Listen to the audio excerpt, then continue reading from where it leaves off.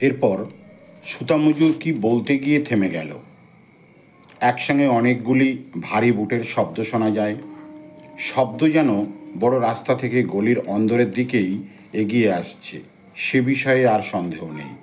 শঙ্কিত জিজ্ঞাসা নিয়ে উভয়ে চোখাচোখি করে, অর্থাৎ সুতামজুর এবং মাঝি তারা পরস্পরের দিকে চাওয়াচাওয়ি করতে থাকে। সেই সঙ্গে সঙ্গেই তারা ব্রিটিশ শাসনাধীন ভারতবর্ষের সেই সময়ে শাসকদের বুটের শব্দ শুনতে পায়। গলির অন্দরের দিকে যেন এগিয়ে আসছে, মানে তারা যে গলির মধ্যে আশ্রয় নিয়েছে সেখানেই তাদের কাছে এগিয়ে আসছে বলেই তাদের মনে ভয়ের সঞ্চার করে। তারপর বলছে, কি করব? মাঝি তাড়াতাড়ি পুটুলিটাকে বগল দাবা করে। মাঝি তার সঙ্গের যে পোশাক আশাকের একটা পুটুলি ছিল সেটা বগল দাবায় করে নিয়ে সংযত হতে চায়। চলো পালাই। কিন্তু যামু কোন দিকে? শহরের রাস্তাঘাট তো ভালো চিনি না। মাঝি এরপরে যখন পুটুলি বগল দাবায় করে তখন চলো পালাই একথা বলার মধ্য দিয়ে তাদের দিশাহীনতার পরিচয় ফুটে ওঠে। সেই সঙ্গে সঙ্গে প্রশ্ন, কিন্তু যামু কোন দিকে, অর্থাৎ কোন দিকে যাব? শহরের রাস্তাঘাট তো ভালো চিনি না। শহরের রাস্তাঘাট তাদের যে ভালো চেনা নেই সে কথাও সুতামজুর জানায়। মাঝি বলল, চলো যেদিকে হোক, মিছামিছি পুলিশের মাইর খামু না, ওই ঢ্যামনাগো বিশ্বাস নাই। অর্থাৎ মাঝি সে বলতে চায় যেদিকে চোখ যায় সেদিকে চলে যাব, তবু পুলিশের হাতে মার খাবো না। আর সেই সঙ্গে সঙ্গেও পুলিশের প্রতি ঘৃণা বিদ্বেষ বশত ঢ্যামনা শব্দ প্রয়োগ করে, অর্থাৎ গালি প্রয়োগ করে বলতে চায় যে এদের বিশ্বাস করা যায় না। ঠিক কথাই কইছো। হ্যাঁ, ঠিক কথাই বলেছ। কোন দিকে যাই বা কও, আইয়া তো পড়ল। অর্থাৎ সুতামজুর তখন মাঝির কাছে জানতে চায় কোন দিকে যাবে বলো। ওরা তো এসে পড়ল। এই দিকে একটা দিক নির্দেশ করে মাঝি বলে, এই দিকে। গলিটার যে মুখটা দক্ষিণ দিকে চলে গেছে সেই দিকে পথ নির্দেশ করলো মাঝি। বলল, চলো কোনো গতিকে একবার যদি বাদামতলি ঘাটে গিয়া উঠতে পারি তাইলে আর ডর নাই। অর্থাৎ কোনো রকমভাবে যদি বাদামতলির ঘাটে গিয়ে ওঠা যায় তাহলে আর কোনো সমস্যা নেই। নদী পেরিয়ে ইসলামপুর সেখানে সে পৌঁছে যেতে পারবে। তাই বাদামতলির ঘাটে যেতে চাইছে এবং সেখানেই তার নাও থাকে। মাথা নিচু করে মোড়টা পেরিয়ে ঊর্ধ্বশ্বাসে তারা ছুটল। তারা মাথা নিচু করে দৌড় সোজা ছুটে চলেছে। সোজা এসে উঠলো একেবারে পাটুয়াটুলি রোডে। তারা দৌড়াতে পাটুয়াটুলি রোডে এসে পৌঁছালো। নিস্তব্ধ রাস্তায় ইলেকট্রিকের আলোয় ফুটফুট করছে। সেই জায়গায় ইলেকট্রিকের আলোয় পরিষ্কার, একেবারে দিনের আলোর মতন পরিচ্ছন্ন। দুজনেই একবার থমকে দাঁড়ালো। তারপর দুজনে সেখানে তারা থমকে দাঁড়িয়ে পড়ল। ঘাপটি বেড়ে নেই তো কেউ? তাদের মনে তখনও সন্দেহ, তখনও ভয়। কেউ এই জায়গায় ঘাপটি মেরে তাদের ধরবার জন্য নেই তো? কিন্তু দেরি করারও উপায় নেই। রাস্তার এই মোড় একবার দেখে নিয়ে ছুটল সোজা পশ্চিম দিকে। সেখান থেকে তারা একটু এদিক ওদিক তাকিয়ে আবার ছুট দিল পশ্চিম দিকের পথ ধরে। খানিকটা এগিয়ে এমন সময় তাদের পিছনে শব্দ উঠল ঘোড়ার খুরের।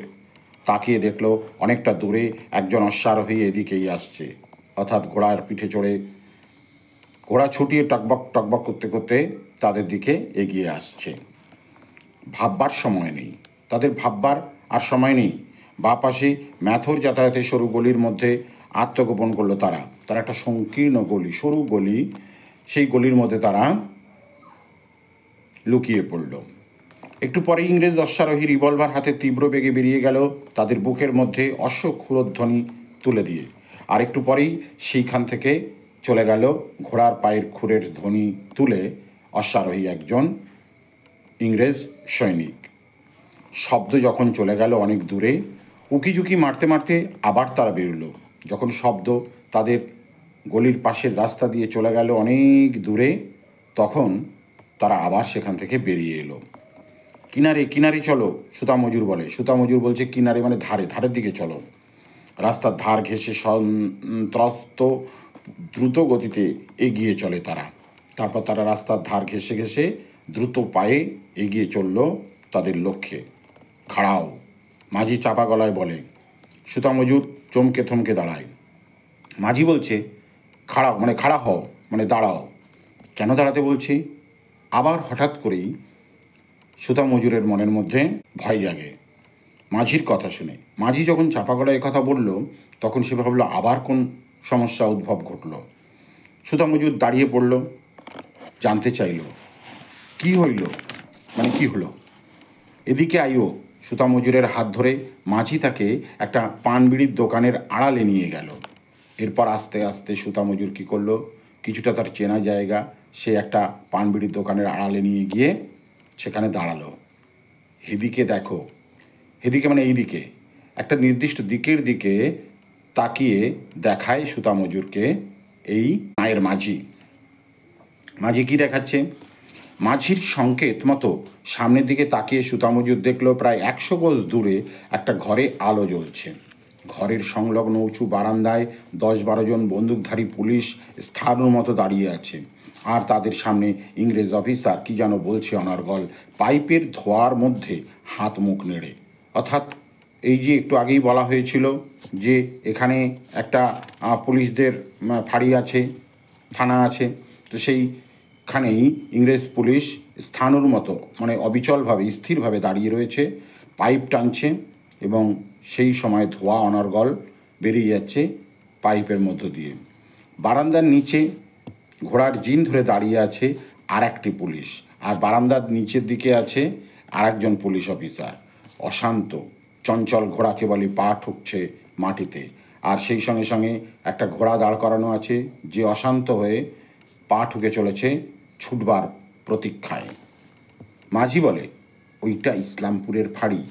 একটু আগাইয়া গেলে ফাঁড়ির কাছেই বাইরের দিকে যে গলি গেছে, সেই পথে যাইতে হইব আমাগো বাদামতলির ঘাট। অর্থাৎ মাঝি তার বাদামতলির ঘাটটা কোন দিকে সেই দিকটা নির্দেশ করছে এবার, এবং বলছে এই পথে এগোলেই আমরা আমাদের নিরাপদ লক্ষ্যে পৌঁছে যেতে পারবো। সুতা মজুরের সমস্ত মুখ আতঙ্কে ভরে উঠল। তবে সুতা মজুরের মুখ এবার আতঙ্কে ভরে উঠল কেন? অর্থাৎ সেই দিকেই তো যাওয়া হচ্ছিল, তাহলে দাঁড়ানো কিসের জন্য? তাই কইতাছি তুমি থাকো, ঘাটে গিয়া তোমার বিশেষ কাম হইব না। মাঝি বলে, এইটা হিন্দুগো আস্তানা, আর ইসলামপুর হইল মুসলমানগো। কাইল সকালে উঠা বাড়ি তো যাইবাগা।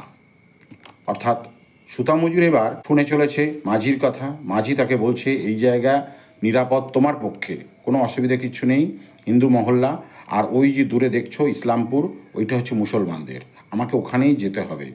কাল সকালে উঠে বাড়িতে চলে যাব। তাই বাড়িতে তুমি চলে যাও, মানে মাঝি আর কি বলছে ওই সুতা মজুরকে। আর তুমি, অর্থাৎ সুতা মজুর উদ্বিগ্ন হয়ে উঠেছে মাঝির কথা ভেবে, তুমি কি করবে? আমি যাইগা, অর্থাৎ আমি যাই। মাঝির গলা উদ্বেগে আর আশঙ্কায় ভেঙে পড়ে।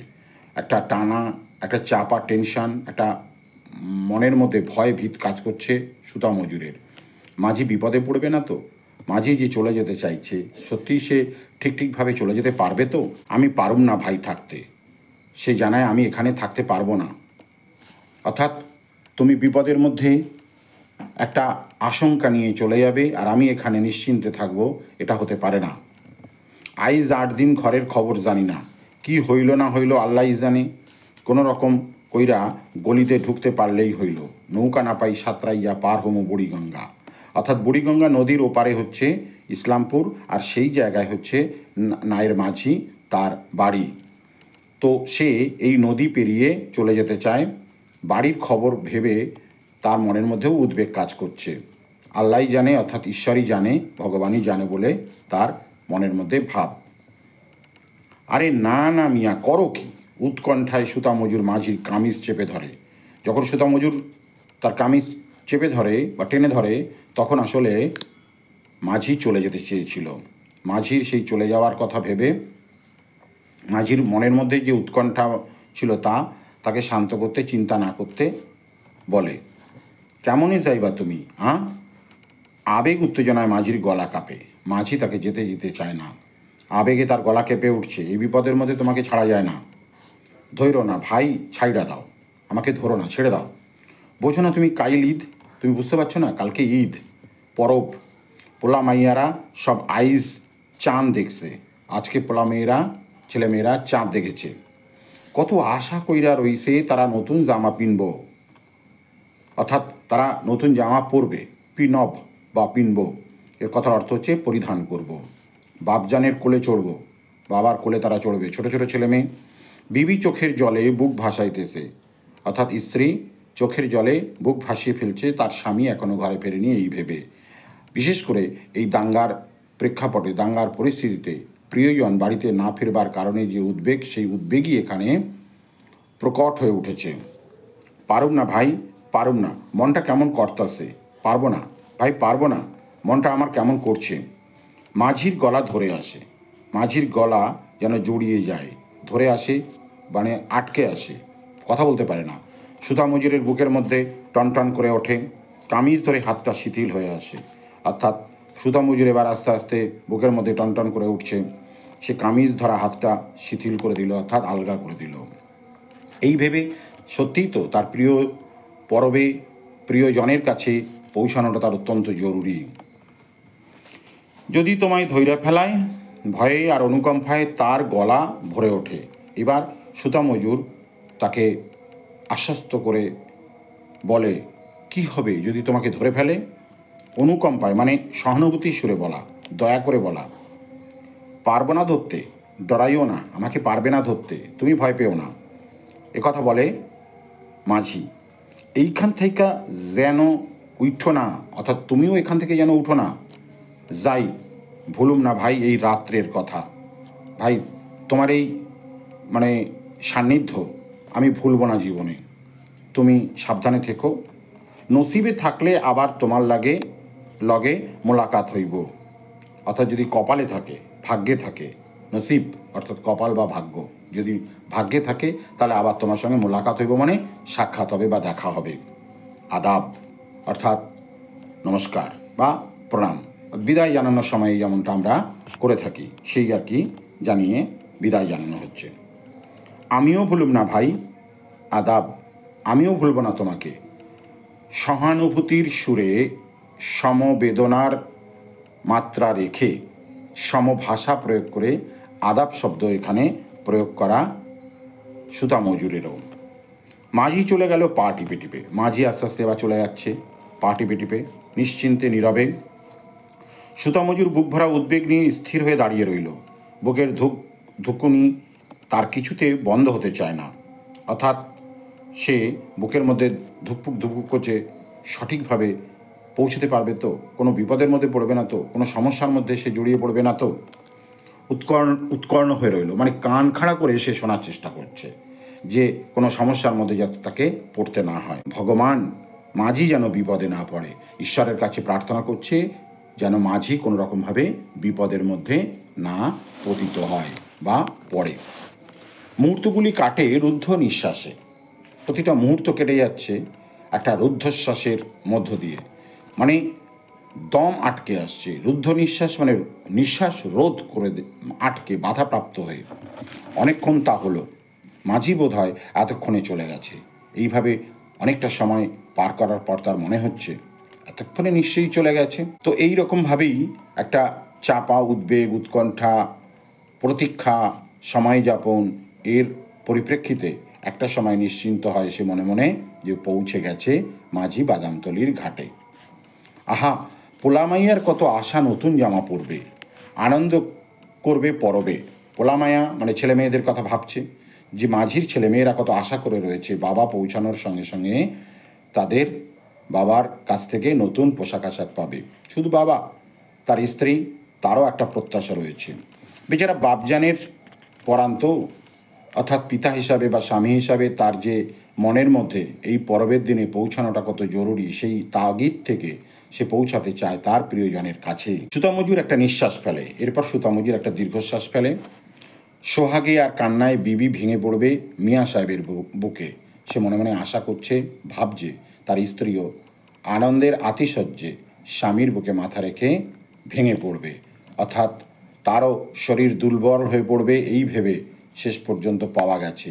দৃঢ় মনোভাব আস্তে আস্তে শিথিল হয়ে যাবে বা আলগা হয়ে যাবে প্রিয়জনকে পাশে পাওয়ার পর। মরণের মুখ থেইকা তুমি বাইচা আইছো। সুতা মজুরের ঠোঁটের কোণে একটু হাসি ফুটে উঠল। আর মাঝি তখন কি করবে? মাঝি তখন অর্থাৎ সুতা মজুর এতক্ষণ বসে বসে এই কথাই ভাবছে যে পৌঁছে গেছে, তারপর তার বাড়ির পরিবেশটা কেমন হয়ে উঠছে বা কেমন হতে চলেছে। সে মনে মনে এইসব কল্পনা করে। মরণের মুখ থেকে থেইকা তুমি বাইচ্চা আইছো, সুতা মজুরের ঠোঁটের কোণে হাসি ফুটে উঠবে তার স্ত্রীর মুখে যখন এই ধরনের কথা শুনবে। আর সেই সব কথা ভেবেই তার সময় যাপন হচ্ছিল। হঠাৎ সে শুনতে পায় হল্ট, থামা। হল্ট কথা অর্থ হচ্ছে থামা। এই হল্ট শব্দটা কোথা থেকে এলো? ধক করে উঠল সুতা মজুরের বুক। অর্থাৎ পুলিশদের ঘোড়ার ওপর থেকে লাফিয়ে পড়ার শব্দ, এবং তার আগেই হল্ট, থামিয়ে, ঘোড়া থামিয়ে এই কথাটা বলা। কারা যেন ছুটোছুটি করছে, কি যেন বলা বলি করছে চিৎকার করে। ডাকু ভাগতা হ্যায়, অর্থাৎ ডাকাত ভেগে গেছে। ডাকুকে হয়তো ইঙ্গিতময়তার মধ্য দিয়ে এই নদীর নৌকা চালক মাঝিকেই ডাকু বলে ভাবা হয়েছে বা বর্ণনা করা হয়েছে। সুতা মজুর গলা বাড়িয়ে দেখল পুলিশ অফিসার রিভলভার হাতে রাস্তার উপর লাফিয়ে পড়ল। দেখল পুলিশ অফিসার রিভলভার নিয়ে রাস্তার উপর লাফিয়ে পড়ল। সমস্ত অঞ্চলটার নৈশ নিস্তব্ধতাকে কাঁপিয়ে দুবার গর্জে উঠল অফিসারের আগ্নেয়াস্ত্র। আর সমস্ত অঞ্চলটা হঠাৎ কেঁপে উঠল রাত্রের নিস্তব্ধতা ভেদ করে।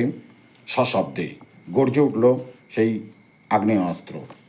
গুড়ুম গুড়ুম, দুটো নীলচে আগুনের ঝিলিক গুড়ুম গুড়ুম শব্দ করে সেই যে নিস্তব্ধতা ভেদ করে নীলচে আলোর ঝিলিক বার হলো।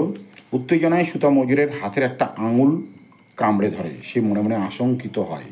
সে মনে মনে ভাবে, তাহলে ওই দূরের গুড়ুম গুড়ুম শব্দটা সুতা মজুরের প্রিয় রাত্রির অন্ধকারের সাথী নায়ের মাঝি নয় তো?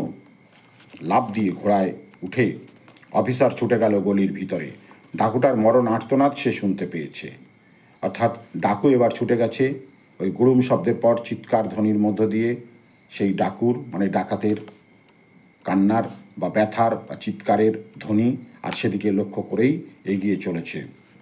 সুতা মজুরের বিউবল চোখে ভেসে উঠল মাঝির বুকের রক্তে তার পোলামাইয়ার, তার বিবির জামা শাড়ি রাঙা হয়ে উঠেছে। সুতা মজুর এবার কল্পনায় দেখছে, ভাবছে যে তার সঙ্গী, এতক্ষণের সঙ্গী, প্রিয় সঙ্গী মুসলমান মাঝি, সে বোধহয় ওই গুলির আঘাতে রক্ত ঝরিয়ে তার স্ত্রী পোলা মাইয়াদের যে জামা কাপড় নিয়ে যাচ্ছিল তা রক্তে ভিজে লাল হয়ে গেছে।